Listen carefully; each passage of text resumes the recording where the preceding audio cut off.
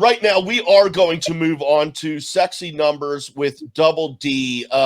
You guys have fun, and I hope to learn something. And I'll see y'all on the flip side. Okay, educate me with some math, my man. All right, so we'll bring up that first.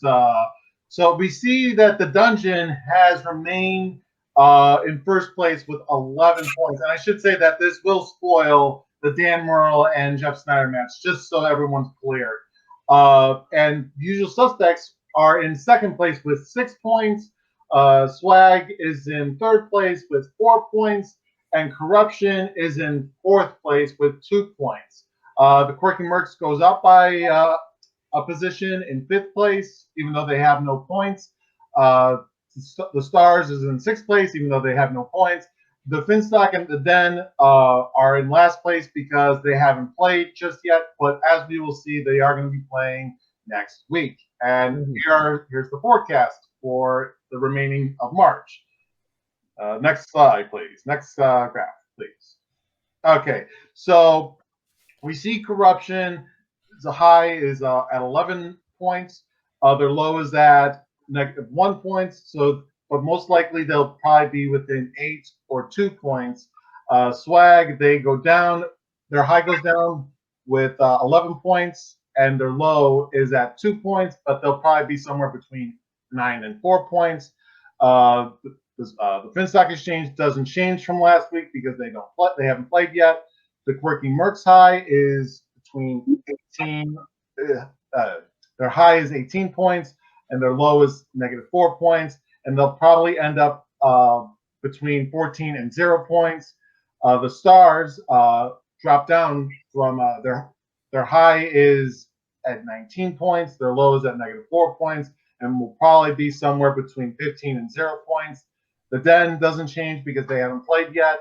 The Usual Suspects high is at 12 points. Their low is at 4 points, and they'll probably end up somewhere between 10 and 6 points. The Dungeon, who's in first place, that's a record for them. Their high is 17 points. Their low is 9 points, and they will probably end March somewhere between 15 and 11 points. And if you look at the Dungeon for a second, the blue bar that I say that is, they'll probably end up with 15 and 11 points. That kind of overshadows 4 factions: the Usual Suspects, the Finstock Exchange, the Swag, and Corruption. Now, it doesn't necessarily mean that they will be over them, but most likely they have a better chance at being over them by the end of March. So that they could retain first place, but obviously the Stars, the Den, and the Quirky Mercs still have an opportunity to gain some ground and actually take the leaderboard. So if we move on to the next one, we have a special.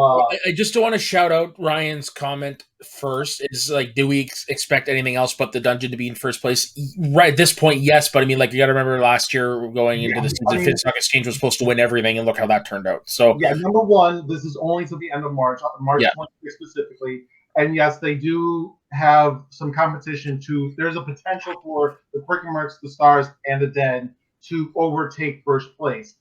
But the Dungeon has the best shot because they're already up there. Yeah. And they only have 2 more matches left. So they have a smaller chance to lose more than those 3 divisions of factions that have a harder time to gain the points because they haven't played yet. But they're not, nothing's guaranteed. I will say that. Nothing is guaranteed. But I'm just saying that the Dungeon will most likely be over the Usual Suspects, the Swag, the Finstock Exchange, and Corruption because they will have a harder time to get up there. Now, that's all I'm saying. Okay. So let's move on to the next slide. So Frenchie actually asked me what were the top 5 and low 5 categories from round 2. For singles, the top one is genres. For example, like sci-fi fantasy, action adventure, thriller, horror. Genres are the most prevalent in the last 3 years. That's from 2018 to 2020. Wow. Directors. This also includes the category directors and individual directors like Tim Burton and so on and so forth. Mhm. That's the next highest category with 52 occurrences. Individual actresses such as Cameron Diaz, Natalie Portman, that's number 3 with 33 occurrences. Individual decades is the next highest with 29. Individual actors are the 5th highest with 29. For the low part in singles, it's SNL with 3 SNL movies with 3 occurrences. Movie quotes being 2 occurrences. Mixed bag has only been 1. Movie taglines has been 1, and reboots and remakes are 1. With teams, genres again appears the highest with 49 occurrences. Directors appears 30 times. Individual actors occur 25 times. Decades occur 24 times.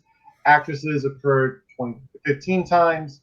Scores and soundtracks are on the low end with 3 occurrences. Movie quotes appear 1. Mixed bag appears 1. Star Wars appears 1, and then Geekdom appears 1. Of course, you couldn't mix in Star Wars and Geekdom together to get 2 occurrences, and therefore Oscars would be that 5th category.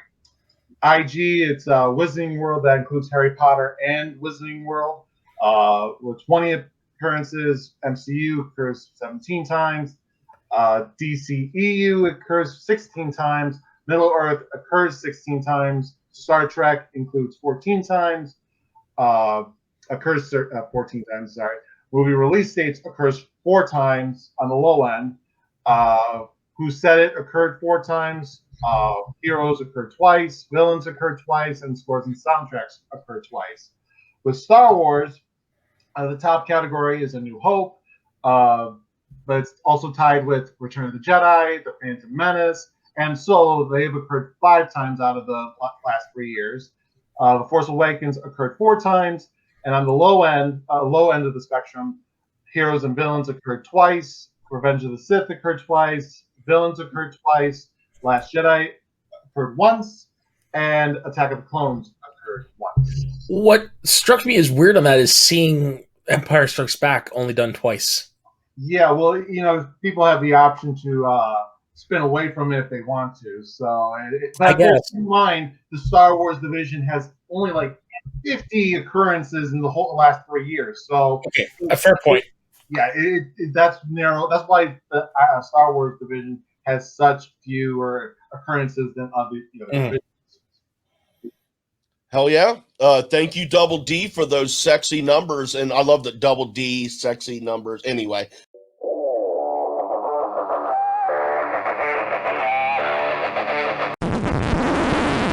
You want to hear something funny? The mic wasn't on that whole time. No way. Yeah, for real. Oh, wow. So smooth.